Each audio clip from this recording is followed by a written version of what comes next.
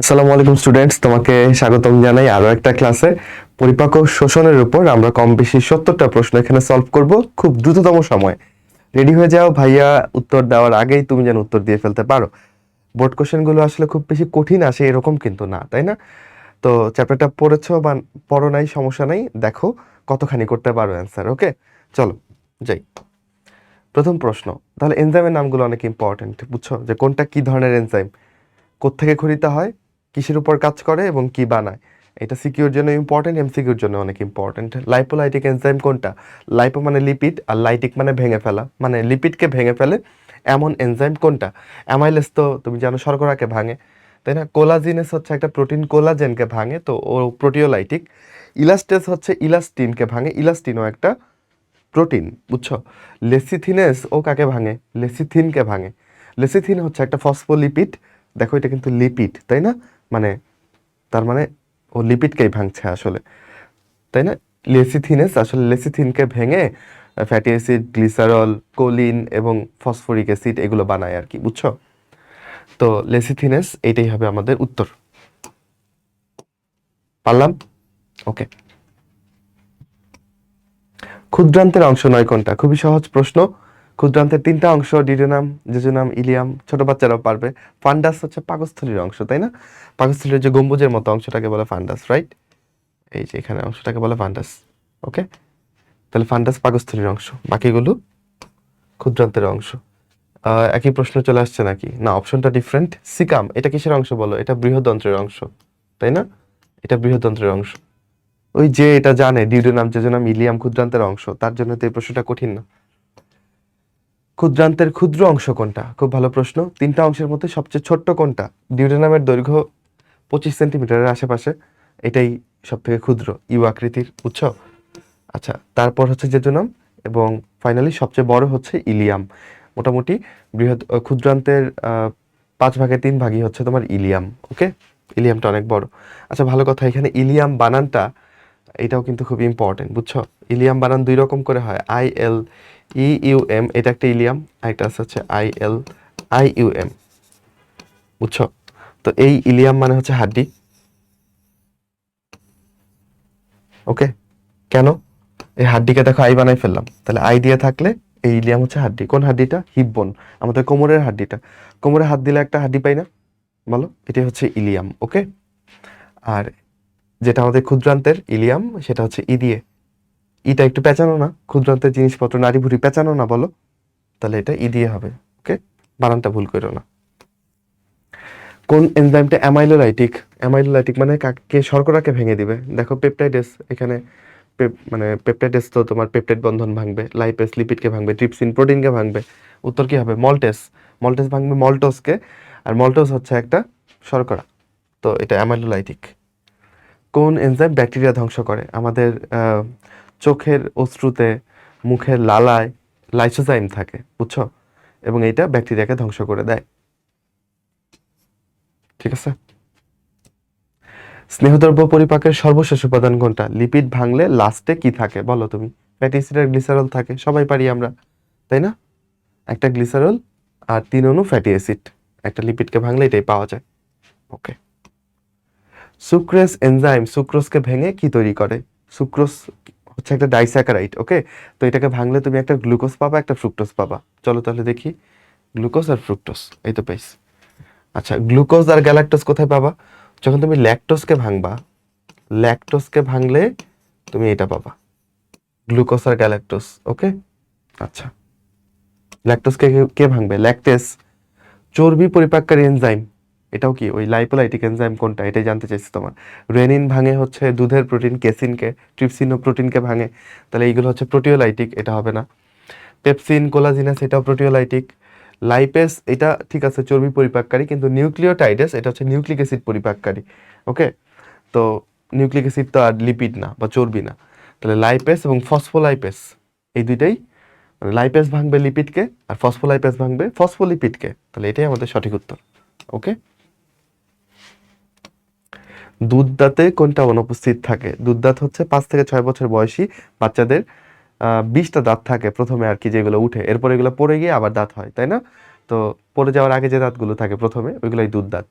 তো তো দুধ দাঁতের সংকেতটা কি বলো?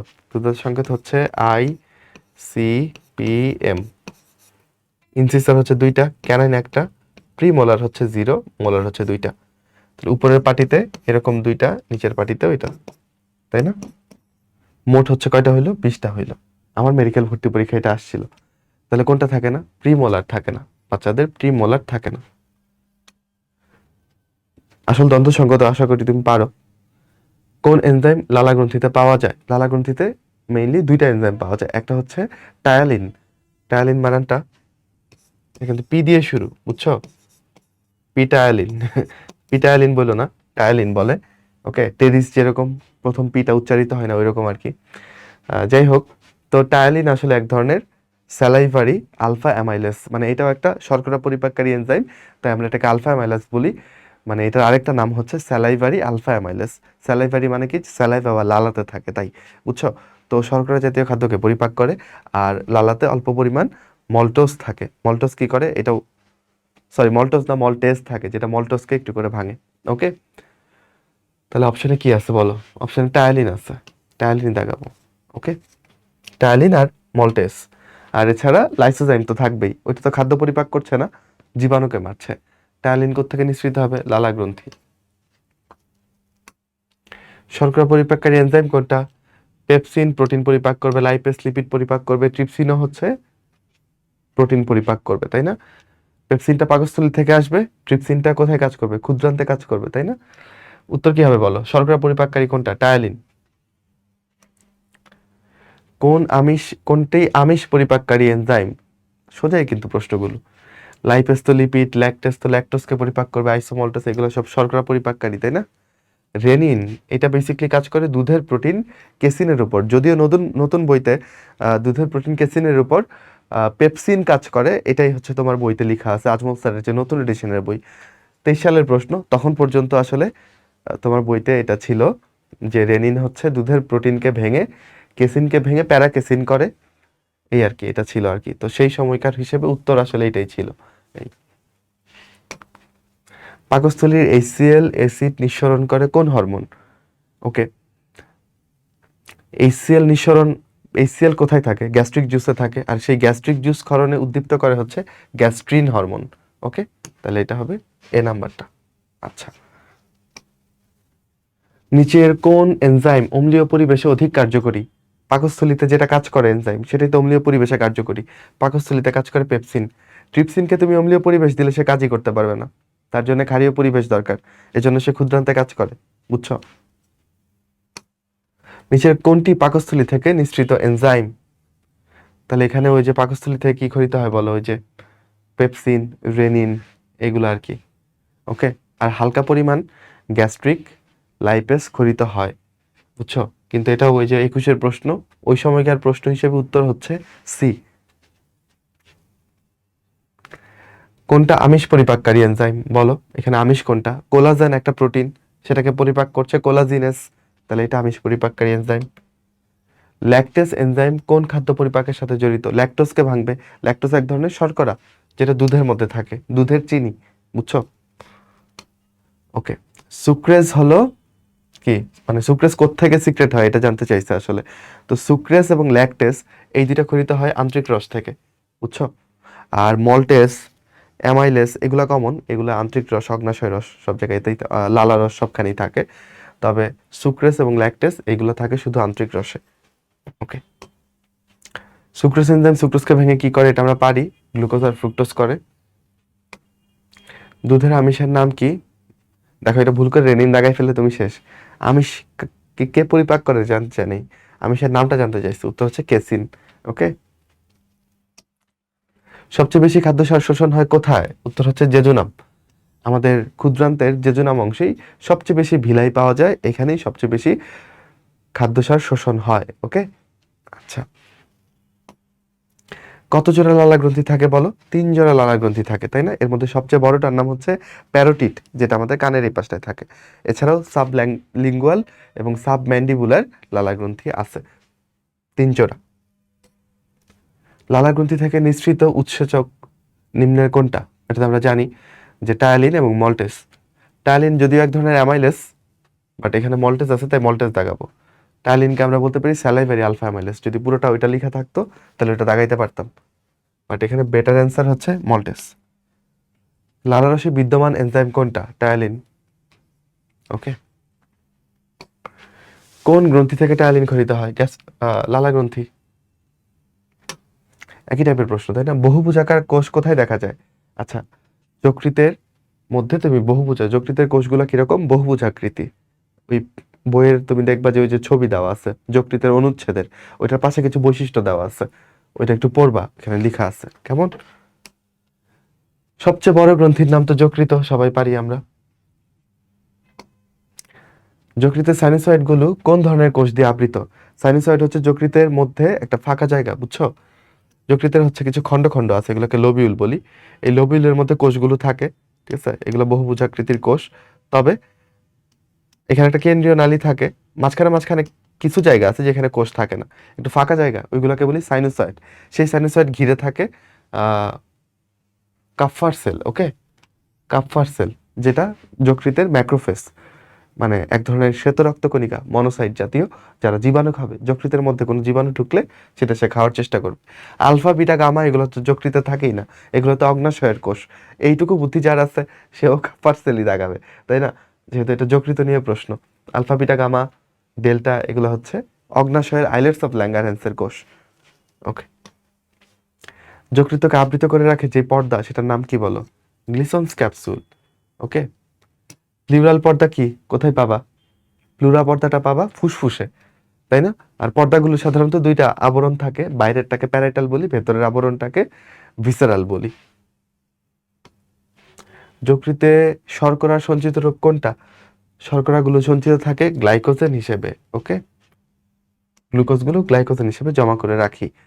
কোন প্রক্রিয়ায় এই গ্লাইকোজেন সঞ্চয়টাকে তুমি কি বলবা? দেখো, গ্লাইকোলাইসিস মানে তো গ্লুকোজকে ভাঙা। গ্লাইকোলাইসিস করলে তো তুমি পাও পাইরুভিক অ্যাসিড, তাই না? তো এটার আলোচনা আসতেছে না।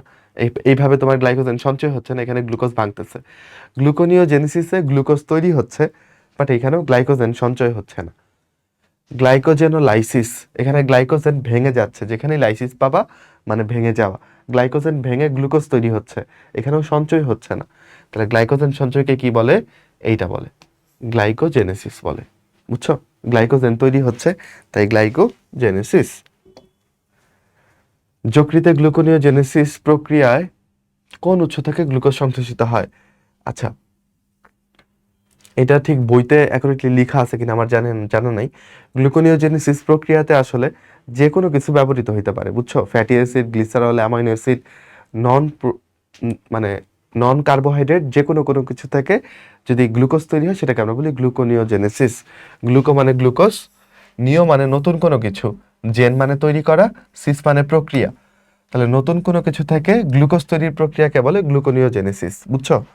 সো এটা আসলে এটা হবে না, গ্লাইকোজেন হবে না, ঠিক আছে?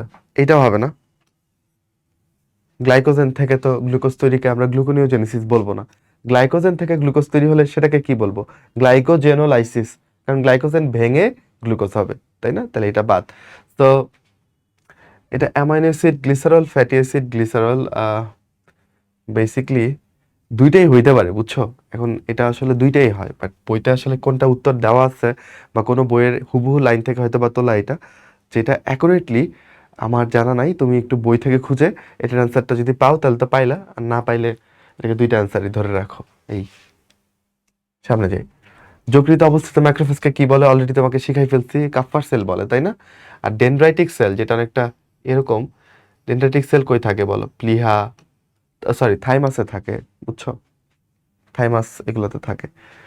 আচ্ছা, অস্টিও ব্লাস্ট এটা থাকে অস্থিতে, অস্থির যে অপরিণত কোষ, এটা হচ্ছে অস্টিওব্লাস্ট। মাইক্রোগ্লিয়া থাকবে মস্তিষ্কে। ওকে, এটা মস্তিষ্কের ম্যাক্রোফেজ, মস্তিষ্কের ম্যাক্রোফেজ। ওকে, মাইক্রোগ্লিয়া। অস্টিওক্লাস্ট হচ্ছে অস্থির মাইক্রোফেজ, ম্যাক্রোফেজ, বাট এখানে অস্টিওক্লাস্ট লিখে নেই, অস্টিওব্লাস্ট লিখছে। ব্লাস্ট মানে অপরিণত কোষ। ওকে। আচ্ছা, যকৃতে যেটা থাকবে সেটা হচ্ছে কাফার কোষ। কোন গ্রন্থিতে কাফার কোষ পাওয়া যায়? অলরেডি আলোচনা হয়ে গেছে, যকৃতে। ইউরিয়া কোথায় তৈরি হবে বলো? ইউরিয়া তৈরি হয় যকৃতে। কোন চক্রের মাধ্যমে? অর্নিথিন চক্রের মাধ্যমে। ইউরিয়া কেন তৈরি করতে হয়? কারণ তুমি তো প্রোটিন খাচ্ছ, রাইট?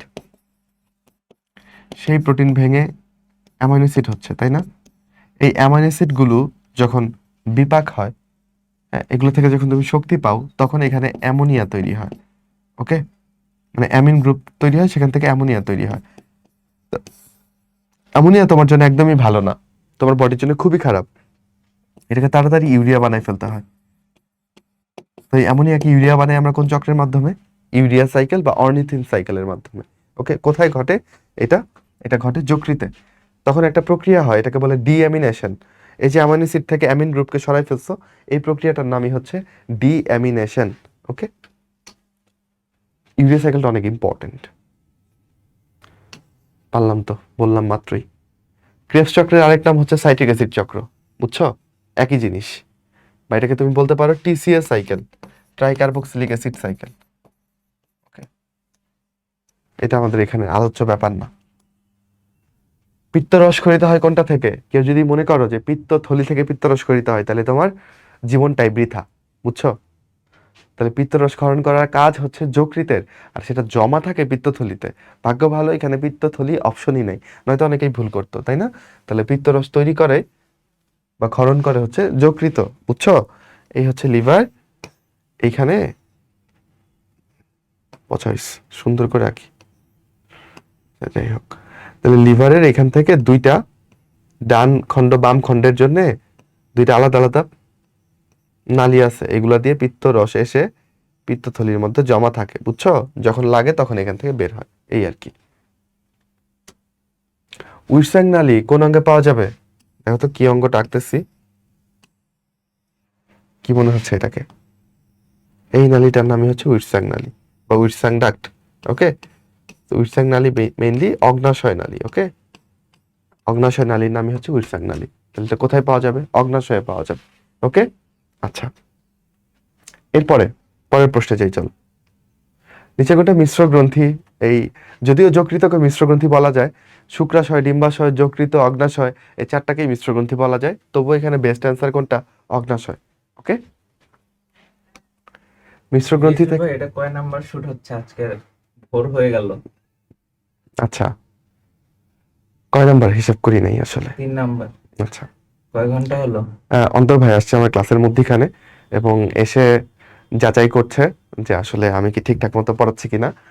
যেহেতু দীর্ঘ সময় ধরে ক্লাস নিচ্ছি, বাট এখনো এনার্জি ধরে রাখার চেষ্টা করছি, কারণ আমার স্টুডেন্টরা যেন ক্লাসটা করে সবকিছু বুঝতে পারে।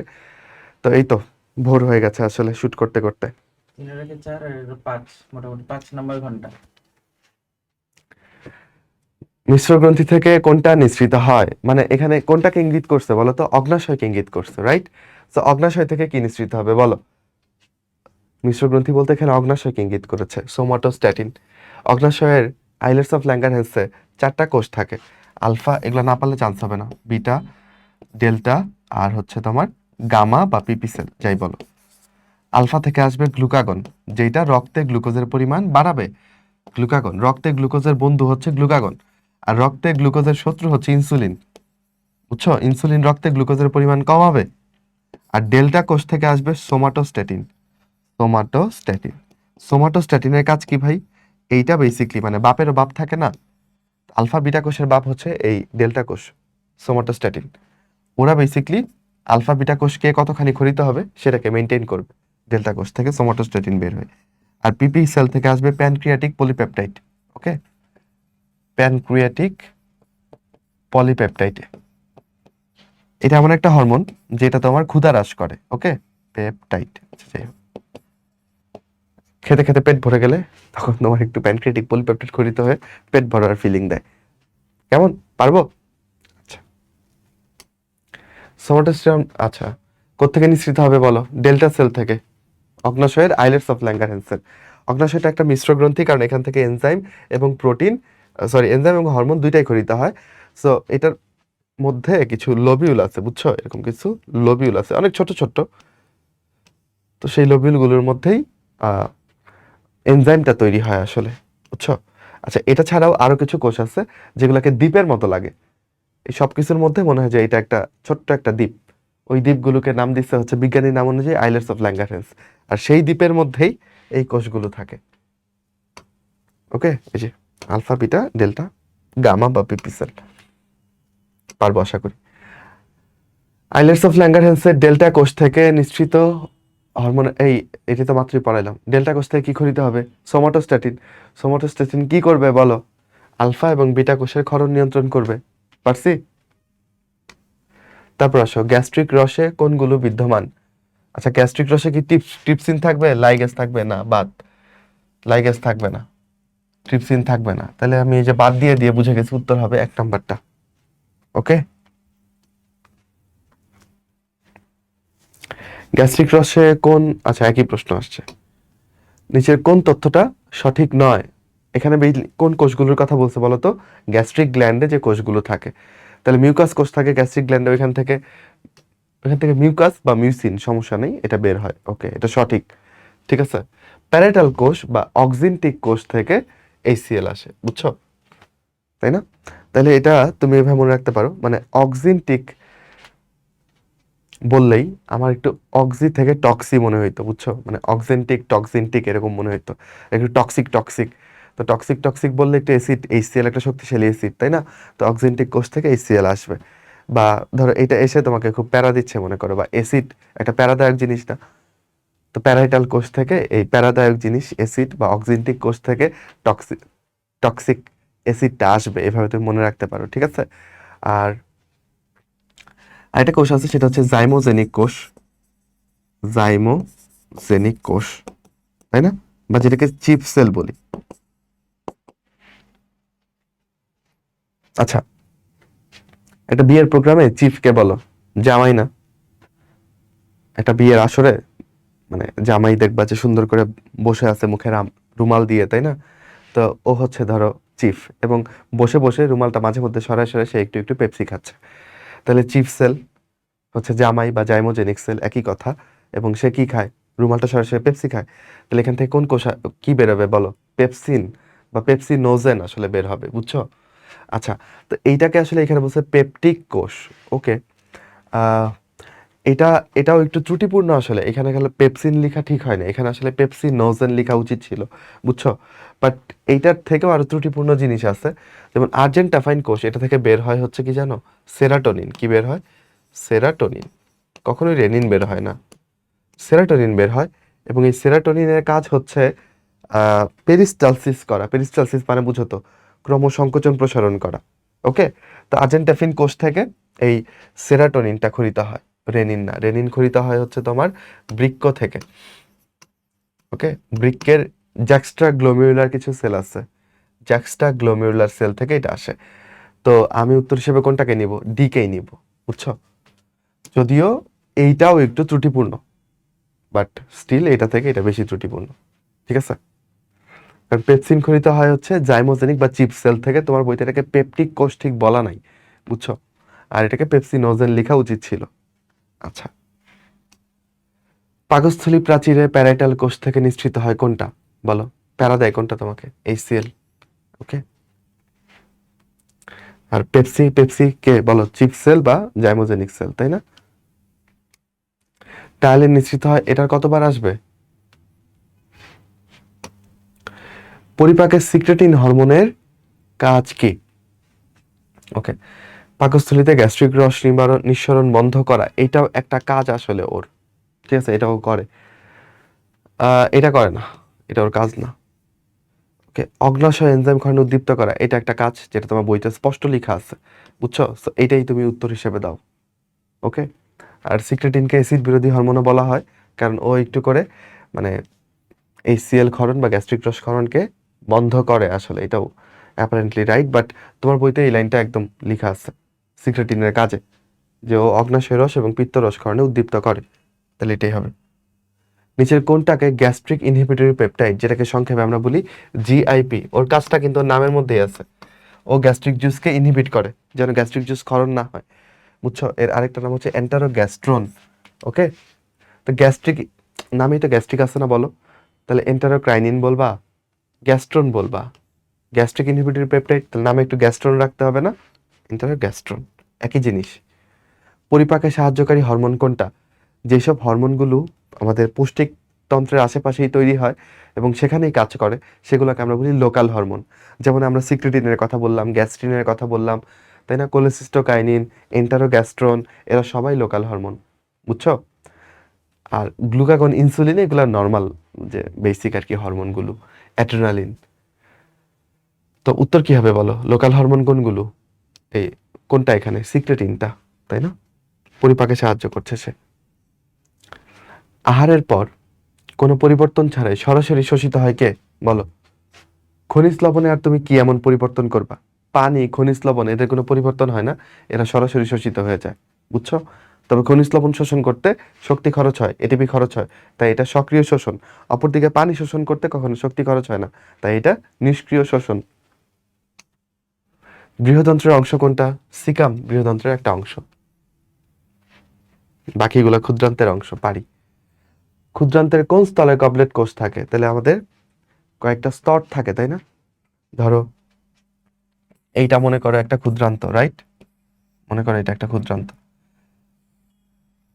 তাহলে এইটা হচ্ছে ওর ওয়াল, তাই না? তো এই ওয়ালের বেশ কিছু স্তর আছে, এই স্তরগুলো আমি এখানে আঁকতেছি। ধরো তাহলে বাইরের যে স্তরটা,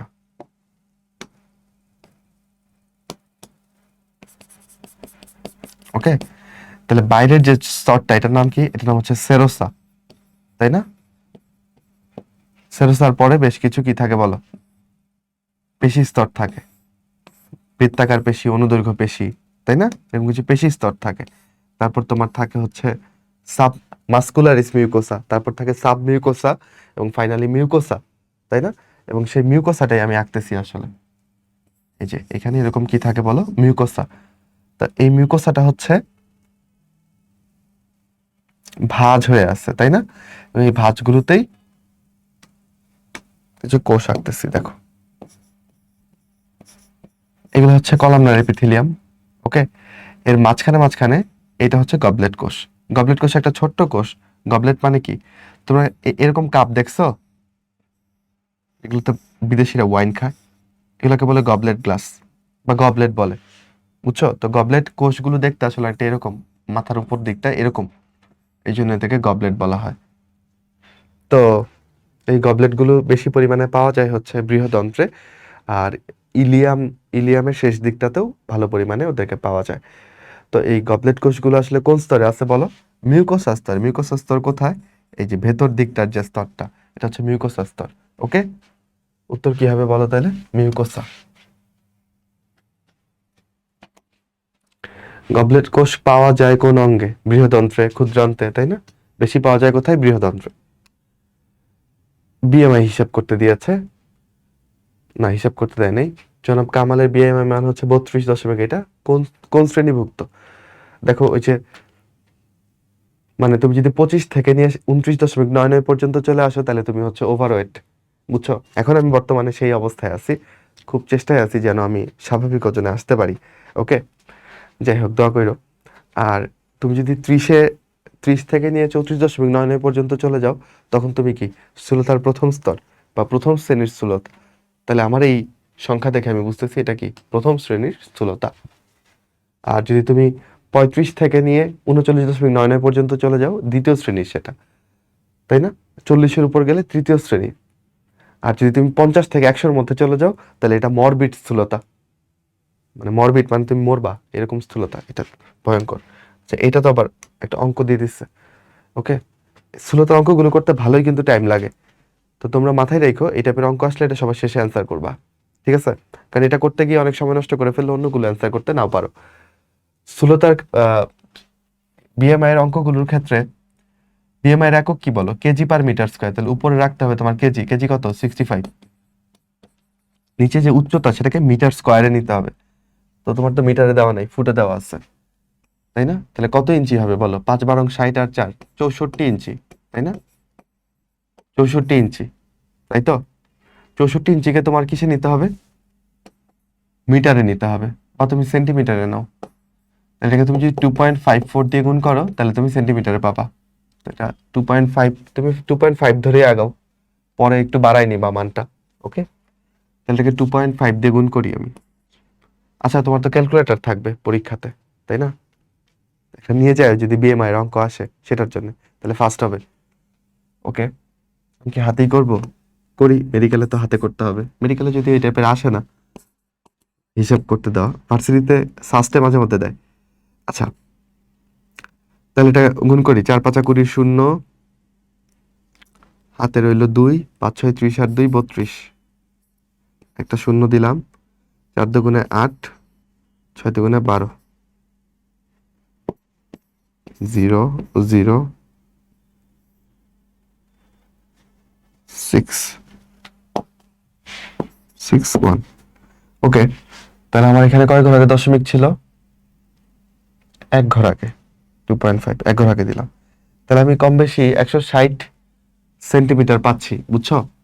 160 সেন্টিমিটার, 160 সেন্টিমিটারকে আমি লিখতে পারি 1.6 মিটার। হিসাবের সুবিধার জন্য আমি জানি এটার চেয়ে একটু বেশি মান আসবে, হয়তো বা 1.61 আসবে, নয়তো 1.62 মিটার আসবে।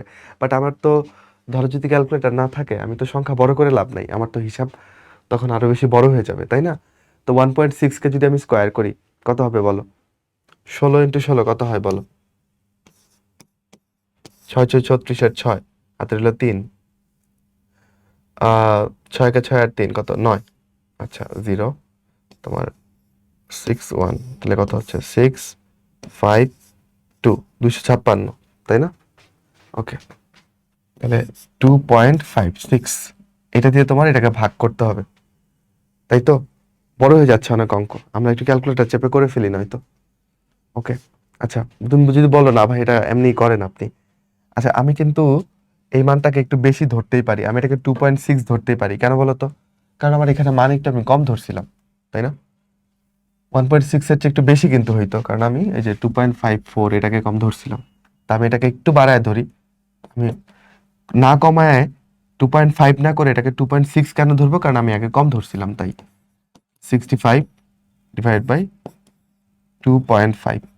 ওকে, এককটা কি আসবে? KG per metre square. আমি কিন্তু মিটারকে অলরেডি স্কোয়ার করছি, তাই না? আচ্ছা, তো যদি তুমি এখন এটাকে হিসাব করতে চাও, তুমি যেটা করতে পারো, 10 দিয়ে গুণ করে দিতে পারো। উপরে তাহলে থাকবে 650, নিচে থাকবে কত বলো? 25। এখন কিন্তু ইজি হয়ে গেল। 5 দিয়ে তুমি যদি কাটো, নিচে 5, 25 দিয়ে কাটা যাবে, সমস্যা নেই। আচ্ছা, নিচে 5 আর এখানে কত বলো? আরে 5 দিয়ে কাটলে কত হবে? 65 কে 13। আচ্ছা, এরপর যদি কাটো 130 কে 5 দিয়ে, কতবার হয়? ভাগ করি, আচ্ছা 2 বার 3 6, 26 চলে আসতেছে। কেন 26 চলে আসতেছে? ওকে, 26 তো অপশনেই নেই, তাহলে আমাদের হিসাবে কোনো একটা গন্ডগোল হয়েছে, মেবি কোনো একটা গন্ডগোল হয়েছে, কোথাও একটা ভুল করছি। ওকে, আমরা একটু ক্যালকুলেটর চেপে করি, চলো আমি মোবাইলে ক্যালকুলেটর ব্যবহার করে করি। ওকে, তাহলে তার উচ্চতা 64 ইঞ্চি, এটুকু ঠিক। 64 ইন্টু 2.54, আচ্ছা এখানে আসা হচ্ছে 1.625। ওকে, 1.625। ওকে, এটাকে স্কোয়ার করি, 1.625। ওকে, স্কোয়ার করলে দেখো মানটা অনেক বেশি আসে, আমি অনেক কম ধরছি। আমি এখানে 2.6 ধরছিলাম না, তার চেয়েও বেশি আসে আসলে। এটা আসে 2.64, 2.64। এবার আসো, 65কে আমরা যদি 2.64 দিয়ে ভাগ করি, তাহলে মান আসে হচ্ছে তোমার 24.62। ওকে, তাহলে 24.62 এর কাছাকাছি কোনটা? এটা। তাহলে উত্তর হবে সি নাম্বারটা। ক্যালকুলেটর থাকলে খুব ফাস্ট করে ফেলা যায়। ঠিক আছে, ওকে। আরেকটা আছে, দেখো ওর উচ্চতাটা ডিরেক্ট মিটারে দিয়ে দিছে, এটা ভালো ব্যাপার আমাদের জন্য। তাহলে তারটা হবে 78। 1.65কে আমরা চলো স্কোয়ার করি, 1.65 ইন্টু 1.65, তাহলে আমার আসতেছে হচ্ছে 2.722।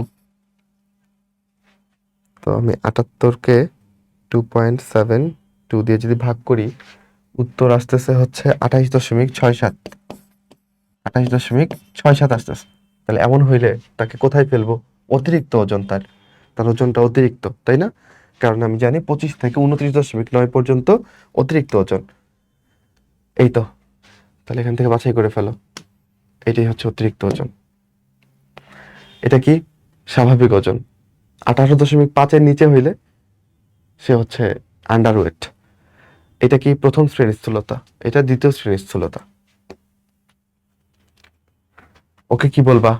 মাত্রই বললাম প্রথম শ্রেণীর স্থূলতা। 38 হয়ে গেলে কি হবে? দ্বিতীয় শ্রেণী। 38 হয়ে গেছে, দ্বিতীয়। অগ্ন্যাশয় থেকে নিঃসৃত হরমোন কোনটা? বলো।